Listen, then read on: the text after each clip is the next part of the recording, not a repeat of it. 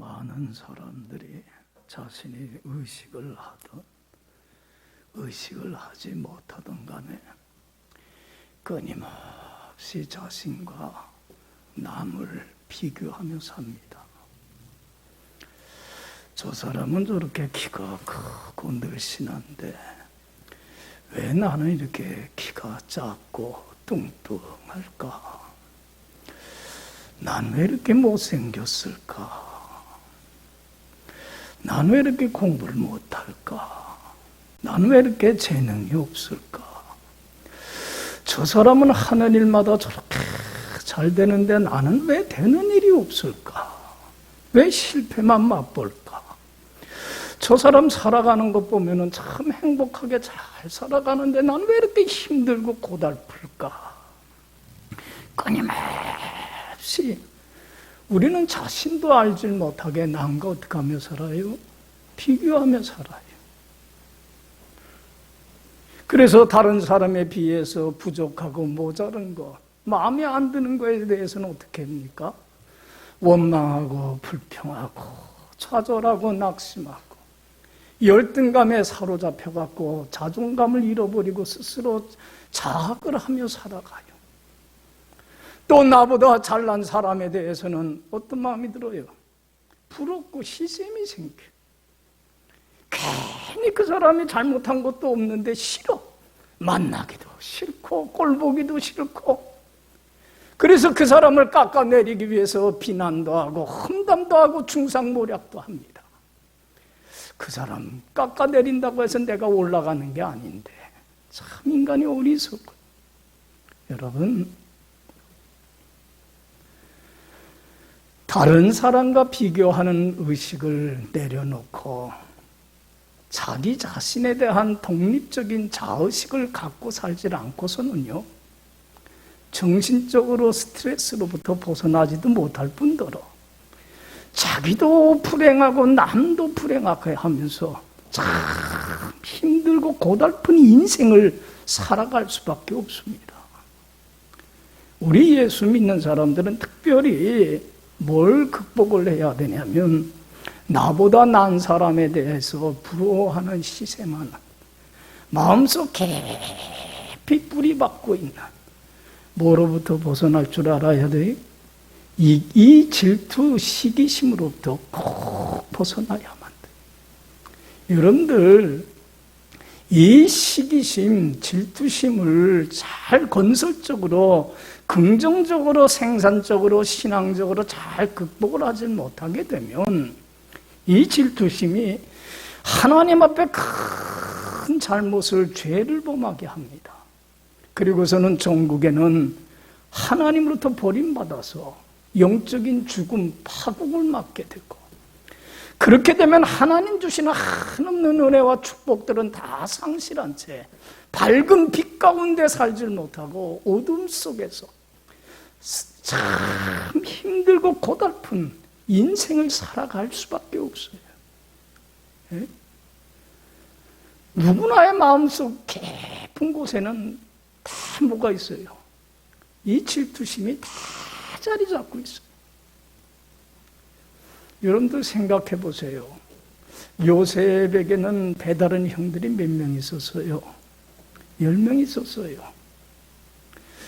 여러분들 특별히 그 아버지 야곱이 이 요셉을 특별히 사랑하고 아껴요. 편애를 해. 그러니까 형들도 아버지한테 뭐 받고 싶어요? 사랑받고 싶고 자기도 인정받고 싶고 아버지로부터 정말로 귀한 여김 받고 싶은데 동생만 그렇게 하니까 괜히 동생에 대한 무슨 마음이 들어요? 시기심이 생겨. 그러니까 요셉이 잘못한 것도 없는데 괜히 꼴보기가 싫어. 미워. 그러니까 자꾸 동생을 괴롭히고 왕따시키고 따돌려요. 그러다가 그 동생에 대한 서운함, 미움, 증오, 적개심이 더 발전을 해버리고 마니까 동생을 어떻게 했어요? 죽이려고 하다가 돈 받고 노예 상인에게 뭐 어떻게 말해요? 동생을 팔아 넘겨버리고 말아요. 여러분들 동생을 돈 받고 노예로 팔아넘긴 게 얼마나 반인륜적인 행동입니까? 이런 큰 죄악을 그 형들이 범함으로 말미암아 하나님께 버림받아 버리고 얼마나 힘들고 고통 속에 살아가는지. 여러분들 동생이 나중에 만나서 용서하는데도 동생 버린 거에 대한 죄책감, 그 자학, 그 정죄 속에서 얼마나 힘들고 고달픈 불행한 인생을 사는지 몰라요. 뭘 극복하지 못해서 그래요? 질투심을 극복을 못해서 그래요. 여러분들 잘 알듯이 인류 역사에 있어서 최초의 살인사건이 뭡니까? 형 가인이 동생 아벨을 어떻게 해서 죽여요? 들에서 폭력을 행사해서 동생, 그 귀한 동생을 쳐 죽여버리고 말아요. 뭐를 극복 못해서 그래? 질투심을 극복을 못해서 그래. 여러분들 가인과 아벨이 똑같이 예배를 드렸는데 하나님이 누구의 예배만 받으셨어요? 아벨의 예배만 받았어요. 그리고는 아벨만 사랑하고 하나님이 아벨에게만 한없는 은혜와 축복을 내려주세요. 가인도 자신도 동생처럼 하나님께 사랑받고 싶고 하나님의 은혜 받고 싶고 축복받고 싶은데 왜 하나님은 동생만 사랑하느냐는 얘기예요. 왜 동생에게만 은혜를 베풀어 주느냐는 얘기예요. 왜 나에게는 주지 않느냐는 얘기예요. 그래서 동생에 대한 분한 마음, 시기 질투심으로 인해서 동생을 그렇게 못 살게 굴어요. 괜히 꼴보기 싫어해요. 동생에 대하여 반감을 가져요. 여러분들 봐요. 요셉이 잘못한 거 있어요? 없어요? 형들한테? 없지 않아요. 그런데 그 하나님의 사랑을 독차지하는 그 동생에 대해서 반감을 가져요. 괜히 시비 걸어요. 우리도 그래. 나보다 잘난 사람 괜히 꼴 보기 싫잖아요. 만나기 싫잖아요. 그러고서는 여러분들 보세요.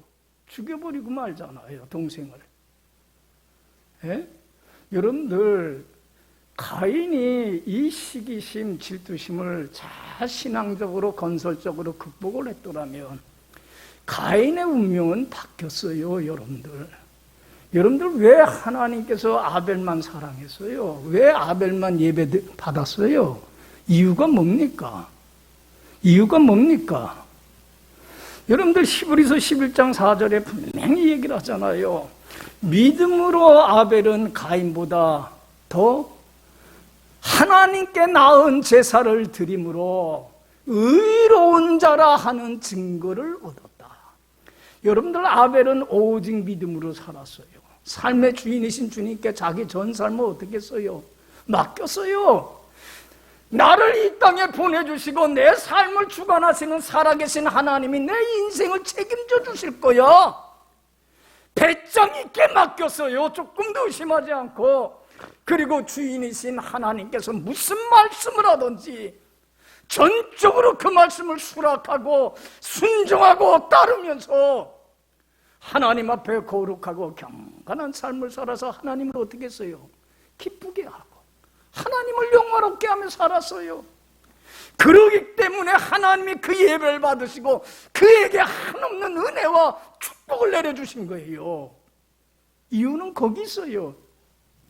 여러분들 가인은 믿음으로 살았어요? 못 살았어요? 안 살았어요. 맡기질 못했어요. 그러니까 하나님의 말씀에 불순종하고 경건치 못한 삶을 살아서 하나님 마음에 못질하고 하나님 마음을 아프게 하고 슬프게 하며 살았어요. 그래서 그 예배를 받지 않으시고 그에게 사랑을 베풀지 못한 거예요. 그러면 하나님의 사랑받지 못한 것이 여러분들 누구에게 있습니까? 원인이 자신에게 있지 않아요. 그러면 시기 질투심을 극복을 하고 야, 내가 하나님의 사랑 축복받을 만한 삶을 살지 못했고서 그러구나. 그럼 내가 동생처럼 이제 믿음으로 살아야지. 잘못된 삶 버리고 그렇게 살았더라면 운명이 바뀌었어요? 안 바뀌었어요? 바뀌었어요? 안 바뀌었어요? 바뀌지요. 질투심을 잘만 신앙적으로 극복했더라면 운명이 바뀌잖아요. 여러분들 보세요. 참난 가인을 보면서 안타까운 게 자기만 그렇게 하나님께 버림받아서 영적인 죽음을 맞게 되나요? 자기만 어둠과 혼돈 속에서 공허함 속에서 그렇게 불행한 삶을 살았나요? 여러분들 성경 보세요. 가인의 후손들 창세기에 나오는 족보를 쭉 보세요. 그 자녀들도 똑같이 하나님 품을 떠나요, 안 떠나요? 떠나갖고는 그저 땅의 것만 찾고 그냥 어떻게 먹을까 마실까 그냥 땅의 것만 찾고 구하면서 하나님께 버림받아서 얼마나 힘들고 고달픈 인생을 사는지 몰라요. 자기만이 아니에요. 자기 자손까지 천대까지 그렇게 고통을 있게 만들어버리고 말아요. 얼마나 미련한 삶이에요. 여러분들, 우리 예수 믿는 사람들은 뭐를 극복할 줄 알아야 돼요? 마음속 깊이 자리 잡고 있는 이 시세 많은 마음만은 잘 극복하지 못하면 큰 화를 가져옵니다. 그래서 여러분들 로마서 12장 15절에 분명히 말씀해요. 즐거워하는 자들과 함께 뭐하고? 즐거워하고 우는 자들과 함께 울라. 여러분들 보세요. 따라합시다. 즐거워하는 자들과 함께 즐거워하고 우는 자들과 함께 울라. 여러분들 솔직히 말해서 내가 아무리 안 좋은 일이 있고 되는 일이 없어도 다른 사람이 참 좋은 일을 맞았어요. 즐거운 일을 맞았어요. 그러면 그 사람과 함께 내일 마냥 진심으로 즐거워하고 또 내가 아무리 좋은 일이 있어도 다른 사람이 안 좋은 일로 인해서 참 마음 아파하고 참 힘들어해요. 그러면 내가 정말로 그 사람의 입장에 서서 자신의 아픔처럼 같이 아파주고 위로해준다는 게 여러분들 솔직히 우리가 살면서 느끼지만 쉬워요, 어려워요? 쉬워요, 어려워요? 쉽지 않은 일이야 이게. 그렇잖아요. 다른 사람 잘 되는 거 보면 참 좋겠어요. 그러지만 속으로는 무슨 마음 들어? 그래서 사촌이 땅을 사면 뭐가 아파? 뭐가 아파요? 다른 사람이 잘 되는 거 보면 괜히 시샘이 나서 싫어. 같이 즐거워할 수가 없어요. 다른 사람이 안 좋은 일로 힘들어할 때에 안 됐어요 하지만 속으로는 고소한 마음 들 때도 있어요. 이게 인간의 참 못된 죄성이에요. 이렇게 인간이 사악한 존재예요. 우리가 몰라서 그러지 나는 꼭 괜찮은 사람처럼 착각하고 살아서 그러지 본래는 여러분들 우리 인간이 얼마나 구제불능의 인간인지 몰라요. 저 자신도 마찬가지예요. 여러분들 보세요. 즐거워하는 자와 함께 즐거워하고 우는 자와 함께 운다는 게 우리가 살면서 느끼지만 쉽습니까? 어렵습니까? 어려운 문제예요. 결코 쉬운 문제가 아니에요. 근데 여러분들 즐거워하는 자와 함께 즐거워하는 게 더 어렵습니까? 우는 자들과 함께 우는 게 더 어렵습니까? 오는 게 더 어려워요. 여러분들 서양석 때문에 이런 얘기가 있어요. 내가 실패하거나 아플 때 정말 나를 찾아와서 위로해 줄 사람이 한 사람이 있다고 한다면 내가 잘 됐을 때에 정말 배 아파하고 시기할 사람은 100사람이 넘는다 그랬어요. 뭐가 더 어려워요? 여러분 즐거워하는 자와 함께 정말 진심으로 즐거워하는 마음을 갖는다는 게 쉽지 않은 거라는 거예요. 뭐를 내려놓는 게. 질투심을 극복하는 게 결코 쉬운 문제가 아니라는 얘기예요. 근데 여러분들 우리 예수 믿는 사람은 신앙적으로 이거를 잘 극복을 해나갈 때 하나님께 더 가까이 나가서 더 하나님의 은혜와 축복을 받고 누리는 그래서 자신도 행복하고 다른 사람도 행복하게 하는 복의 근원으로서의 사명을 다 감당할 수 있는 복된 자가 돼요. 할렐루야. 여러분들 이것을 잘 본을 보여준 사람이 오늘 본문에 나오는 세례 요한입니다. 세례 요한은 이 질투심을 신앙적으로 잘 승화시켜요. 그래서 정말로 즐거워하는 자와 같이 진짜 즐거워해요. 그러면서 순교하는 그날까지 하나님과 함께하는 동역자로서 맡겨진 사명을 끝까지 잘 감당을 해나가요. 질투심을 잘 극복을 해서 그래요. 비결이 여기 있어요. 여러분들 잘 알듯이 하나님께서는 예수님을 보내기 전에 누구를 먼저 보냈습니까? 세례 요한을 먼저 보냈어요. 세례 요한은 예수님보다 6개월 먼저 태어났어요. 그러니까 선배야, 선배.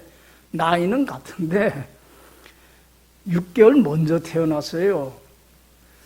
여러분들 예수님이 이 땅에 오신 목적은 온 인류를 뭐에서 구원하기 위해서, 죄에서 구원하시기 위해서 오셨는데, 만문을 열고 예수님을 영접만 하면 무슨 기적의 역사가 나타나요? 누구에게나. 우리가 요한복음 저녁 예배 때 생각하지만 요한복음 1장 12절에 뭐라 그랬어요? 영접하는 자, 그 이름을 믿는 자들에게는 무슨 자녀가 되는? 하나님의 자녀가 되는 권세가 주어져요.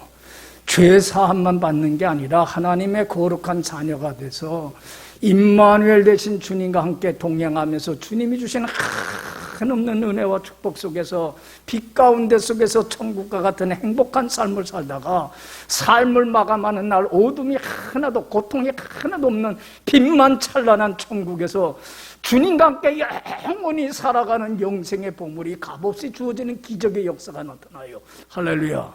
그런데 아무나 마음문을 열고 좋은 마음밭을 가지고 예수님을 영접할 수 있는 건 아니에요. 무슨 마음이 준비되어 있어야 돼요? 좋은 마음밭이 준비되어 있지 않으면 예수님을 영접해서 이런 영광을, 축복을 얻을 수가 없는 거예요. 그래서 하나님께서 세례 요한을 먼저 보낸 이유가 뭐냐면, 무슨 마음을 준비시키기 위해서? 예수님을 영접할 좋은 마음밭을 갖도록 하기 위해서 먼저 보낸 거예요.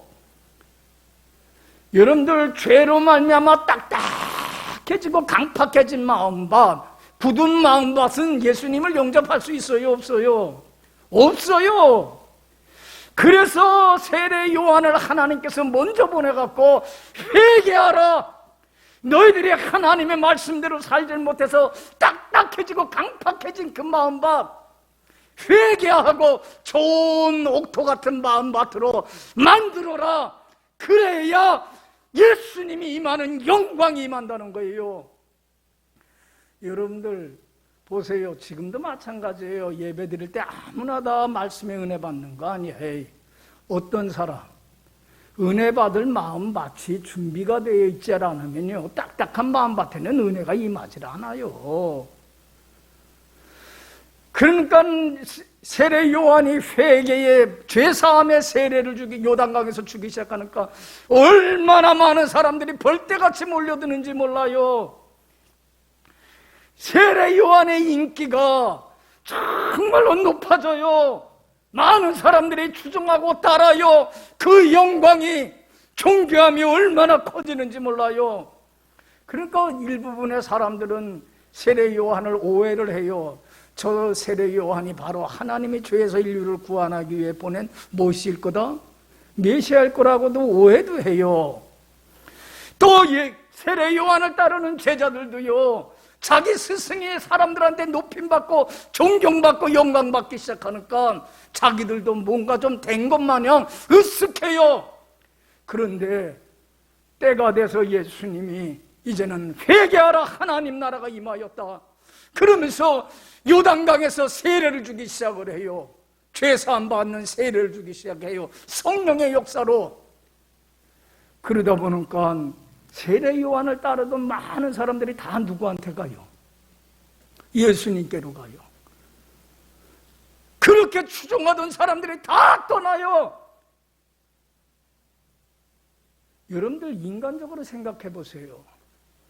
자기를 따르던 사람들이 다 떠나고 잊혀질 존재가 됐어요. 그 영광과 존귀함을 받던 것들이 다 잃어버리게 됐어요. 아무렇지도 않은 존재같이 될 그러한 위기에 처했어요. 인간적으로 세례 요한이 이럴 때 시기심이 발동할 수 있겠어요? 없겠어요? 질투심이 발동할 수 있는 거예요. 그렇잖아요? 그래서 그 세례 요한을 따르던 제자가 질투심에 세례 요한한테 와서 물어요. 자, 여러분들 26절 읽어봅시다. 26절 다 읽어봅시다. 그들이 요한에게 가서 이르되 랍비여, 선생님과 함께 요단강 저편에 있던 이 곧 선생님이 증언하시던 이가 세례를 베풀매 사람들이 다 그에게로, 예, 선생님, 사람들이 다 그들에게 가고 있습니다. 예수님이 영광을 받고 있고 존귀를 받고 있습니다.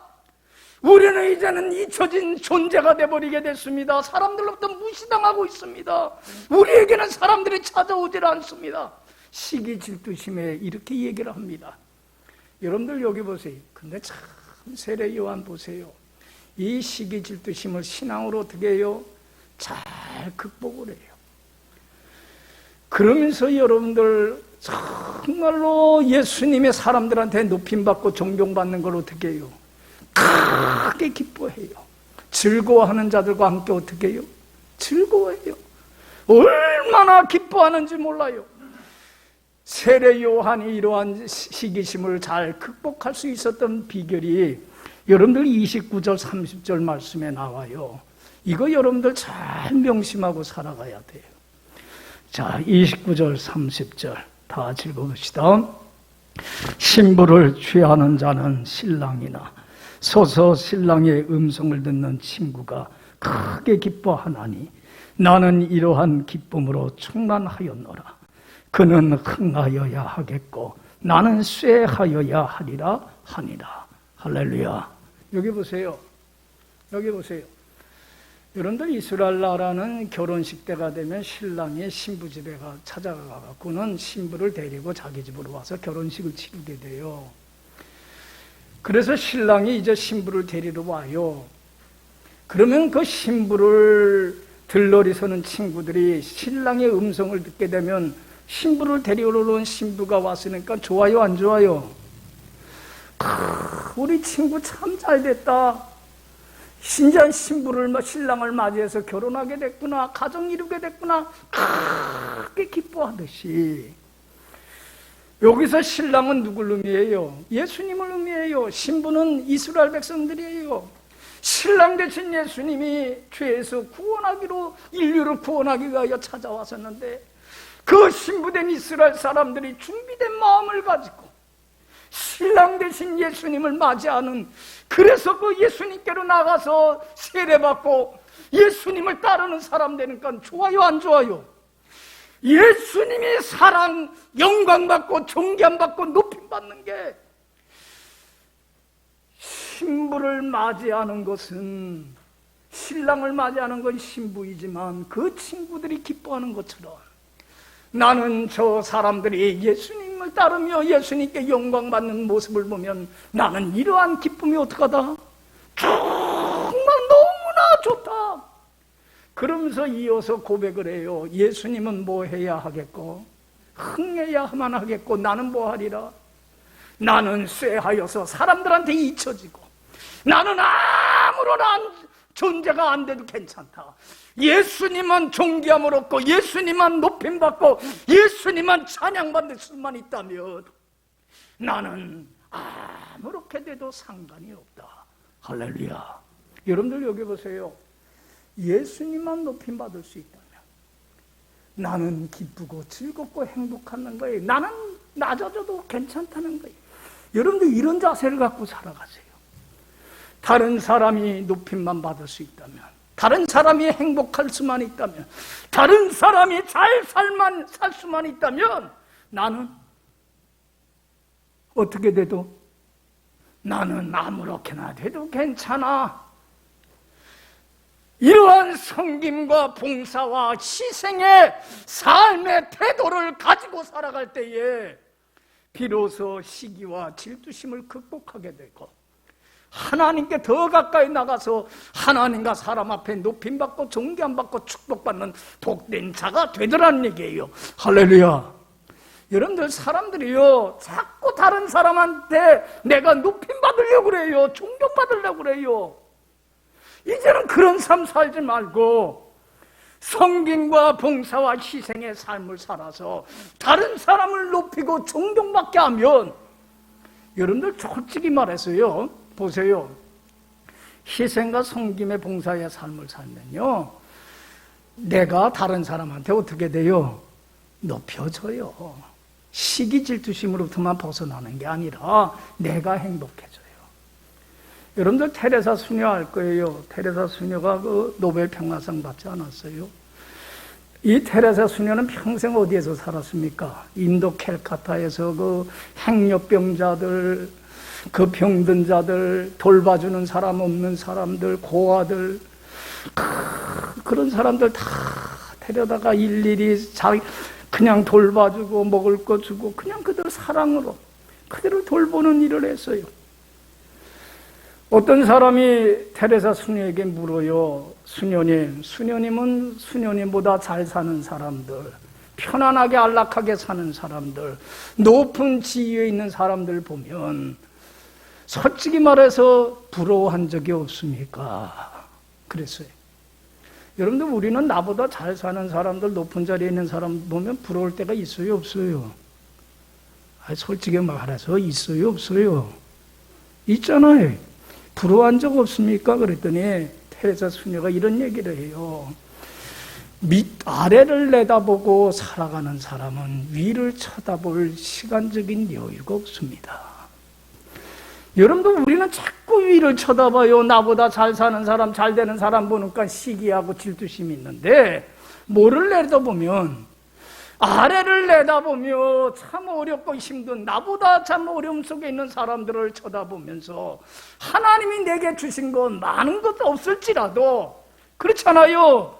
내가 다른 사람에게 비해서 건강이 부족하고 재능이 부족하고 시간이 부족하고 재물이 없다고 할지라도, 부족할지라도 그걸 가지고 하나님이 내게 주신 이 은사 선물에 감사하면서 그걸 가지고 베풀고 나눠주는 섬김과 봉사의 희생의 삶을 살게 되면 시기 질투심뿐만은 없어질 뿐만 아니라 신앙으로 잘 극복해서 더 큰 하나님의 사랑과 은혜와 축복의 자리로 나가게 되더란 얘기예요. 할렐루야.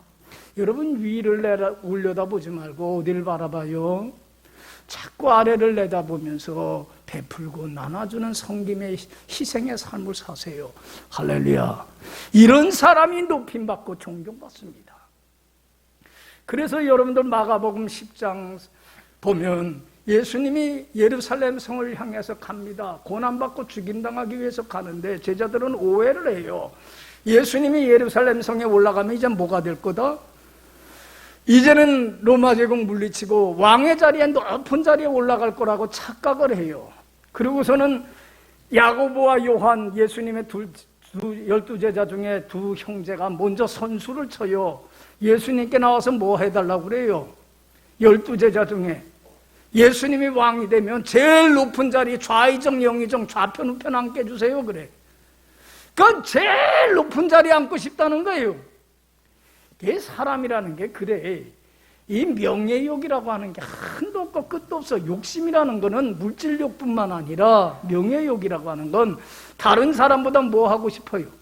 높임받고 다른 사람보다 존귀함받고 다른 사람보다 더 권세 있는 자리에 올라가고 싶어하는, 참 저는 이렇게 정치가들 보면 그 권력욕이 한도 없고 끝도 없는 걸 보면서 인간이 저렇게 어리석구나. 진짜 인간이 어리석어요.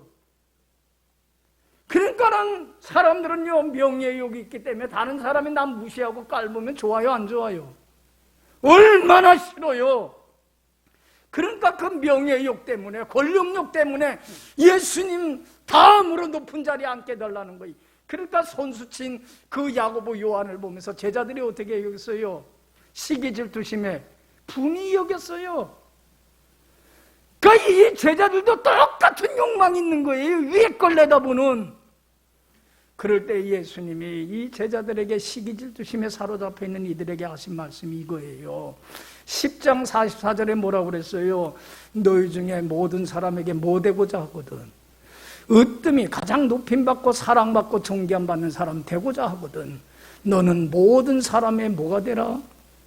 종이 되어야 된다. 하나님을 주인으로 섬기듯이 모든 사람을 주인으로 섬겨라. 그래서 그 사람 밑에 겸손히 무릎을 꿇고 존중히 여기면서 그 사람의 말을 잘 경청하고 따르며 그 사람이 원하고 바라는 삶을 살아서 그를 기쁘게 하고 즐겁게 하고 그를 행복하게 하고 그를 높이고 그를 존귀케 해줘라. 그러면 네가 뭐가 될 거야? 제일 높임받는 존경받는 자가 될 거야. 할렐루야. 섬김의 봉사의 희생의 삶을 살라는 거예요.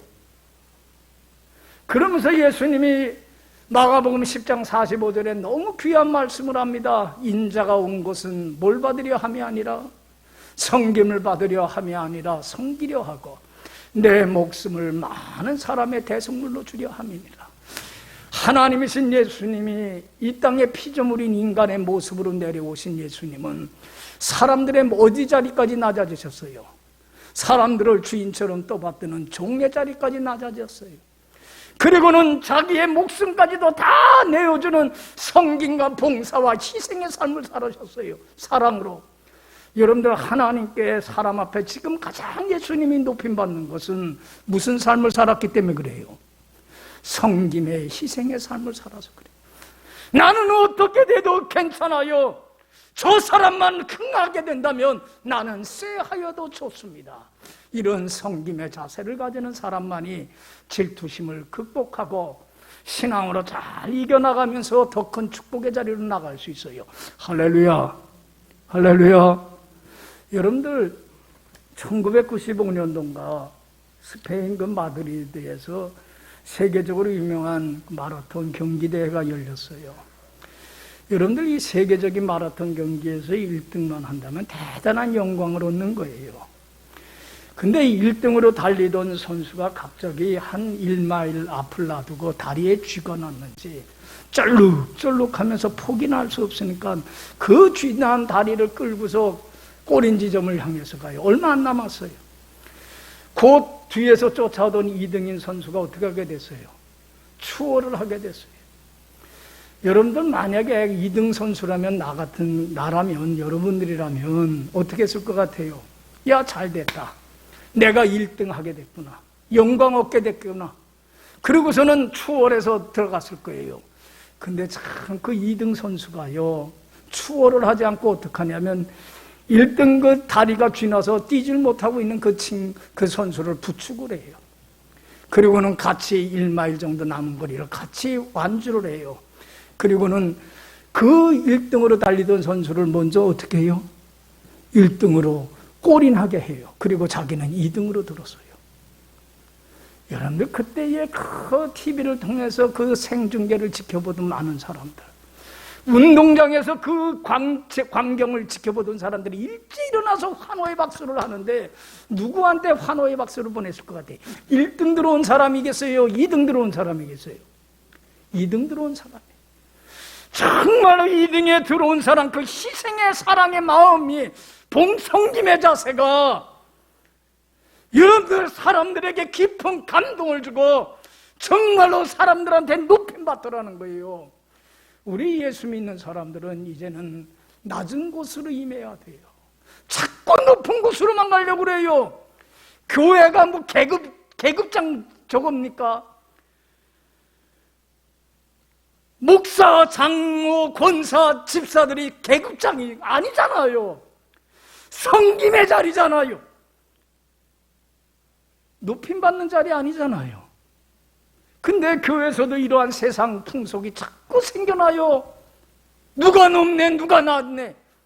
여러분들, 높은 곳으로 임하지 마시고 낮은 곳으로 임합시다. 할렐루야. 이런 사람이 시기심과 질투심을 극복하고 승리하고 더 큰 축복받습니다. 끊임없이 남과 비교하지 마세요. 내가 가지고 있는 거 비록 작은 거 보잘것없는 거지만 누가 내게 주신 선물입니까? 하나님이 내게 주신 맡긴 달란트입니다. 5달란트나 2달란트처럼 최선을 다하세요. 충성된 종이라고 더 맡기지만 1달란트 맡은 종은 왜 나는 저 사람처럼 5달란트, 2달란트를 안 맡겼어? 비교의식 속에서 시기 질투하면서 아무것도 안 했을 때에 있는 것마저 빼앗겨버리는 큰 화를 자초했습니다. 여러분, 비교하지 마시고 내게 있는 것들, 시간이든 물질이든 믿음이든 건강이든 재능이든 누가 주신 은사입니까? 하나님이 주신 은사여 선물입니다. 이것 가지고 하나님의 영광을 위하여 베풀고 나눠주는 성김과 봉사와 희생의 삶을 살 때 이런 사람이 하나님과 사람 앞에 높임받고 존귀함받고 축복받고 영광받는 복된 삶으로 새로워지는 역사가 꼭 있게 될 줄로 믿습니다. 기도합시다.